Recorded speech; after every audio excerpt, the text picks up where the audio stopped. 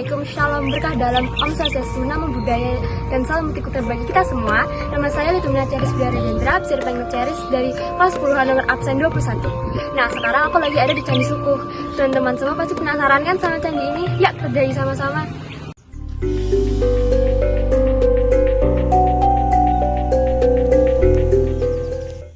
Candi Sukuh ini terletak di Karanganyar, Gunung Lawu, Desa Berjo, Kecamatan Ngargoyoso, dan terletak di lereng barat Gunung Lawu.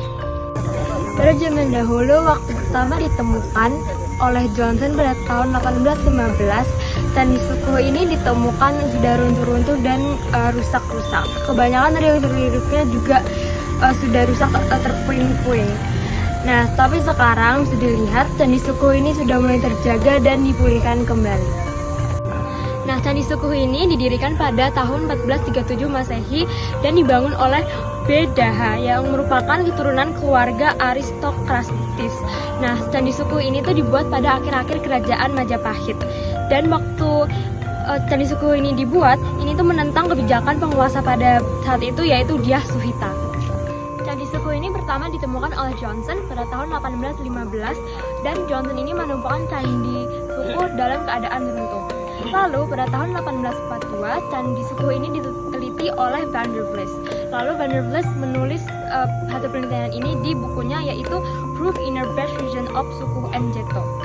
Lalu Coopermans melakukan penelitian juga pada tahun 1864 sampai 1867 dan ditulis di bukunya, yaitu Hindu Hidden Van Java.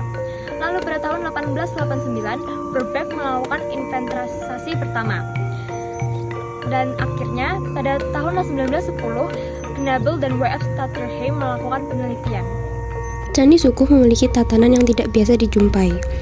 Candi Sukuh ini memiliki tatanan linear terbagi atas 3 halaman yang memiliki sumbu imajiner mengarah pada Gunung Lawu. Bangunan ini memiliki pintu masuk di arah barat menghadap ke Gunung Lawu, sementara bangunan utama candi menghadap ke arah timur membelakangi Gunung Lawu. Pada kosmologi masyarakat klasik, sumbu barat melambangkan kematian, sementara sumbu timur melambangkan awal mulanya kehidupan. Angka 3 melambangkan bahwa semesta itu tersusun dari 3 tingkatan. Biasanya, dunia bawah merepresentasikan dewa-dewi tingkat bawah, dunia tengah merepresentasikan dunia manusia, sedangkan dunia teratas melambangkan dewa-dewi tingkat tinggi atau segala sesuatu yang berkaitan dengan surga. Hal ini biasa ditemukan dalam kepercayaan Hindu-Buddha.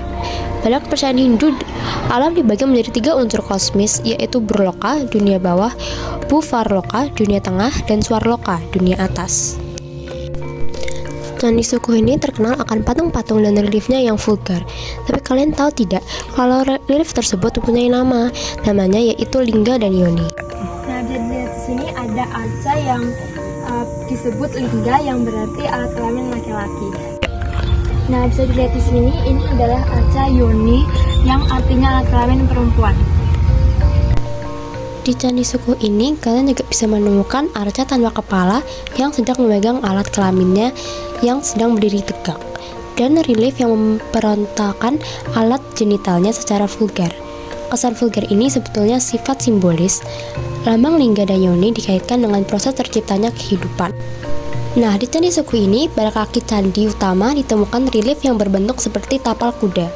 Diprediksi, relief tersebut menggambarkan rahim wanita. Dan disimpulkan bahwa simbol-simbol yang digunakan pada candi ini benar menunjukkan awal dari kreasi makhluk hidup. Relief Kalamakara atau rahim yang lebih besar dan bentuk lingga yang disamakan dengan figur kelompok manusia menandakan besarnya peran perempuan pada kehidupan. Nah, bisa dilihat di Candi Sukuh ini ada arca-arca penyu. Nah, penyu ini mempunyai signifikan penting di kepercayaan Hindu, karena dalam kepercayaan Hindu, penyu merupakan manifestasi Dewi Wisnu. Selain itu, penyu dianggap sebagai dasar dunia, karena dunia dianggap bertumpu pada tempungnya yang kuat. Nah, Candi Sukuh ini bisa menambahkan keberagaman budaya di Indonesia karena satu, reliefnya yang eksotis dan unik. Setiap relief di Candi Sukuh ini mempunyai cerita dan filosofinya masing-masing. Kedua, perpaduan kepercayaan antara kepercayaan lokal dan kepercayaan Hindu. Adanya akulturasi antara kepercayaan lokal, yaitu animisme atau kejawen, dan kepercayaan Hindu. Yang ketiga, di sana dan unik, dan terakhir tempat spiritualitas. Nah, Candi Sukuh ini terletak di Gunung Lawu, di mana biasanya dipakai untuk doa. Aku sangat bersyukur bisa menjelajahi Candi Sukuh ini karena aku bisa mempelajari relief-relief dan filosofi-filosofi serta cerita-cerita yang ada di Candi Sukuh ini. Aku pun juga bersyukur adanya proyek pembuatan video ini karena aku bisa melihat langsung peninggalan Hindu Buddha dan peninggalan Kerajaan Majapahit.